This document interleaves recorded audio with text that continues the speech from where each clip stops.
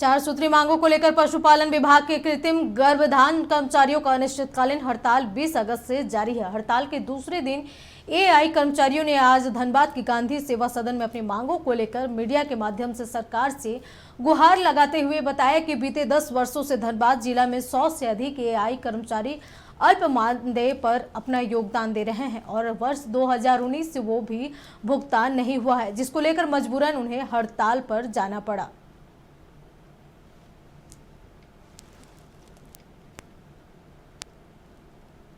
पशुपालन विभाग के एआई कर्मचारी हैं।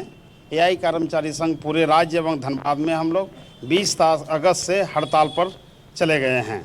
हम लोग अपनी मांगों को लेकर सरकार के यहाँ कई बार धरना प्रदर्शन किया। इस विगत उपायुक्त के यहाँ, प्रमंडल के यहाँ मुख्यमंत्री आवास 9 अगस्त को दिए। उसके बाद 20 अगस्त से हम लोग हड़ताल पर चले गए। इसलिए गए कि हम लोगों को मांगों को पूरा किया जाए।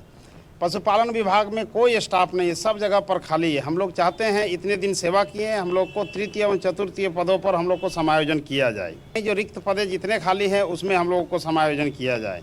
हमारा 4 सूत्री मांगे हैं सर। इसमें पहला मांग है पशुपालन विभाग में वर्षों से कार्यरत एआई कर्मचारी को नियमावली तैयार कर वरीयता सूची को निर्गत किया जाए।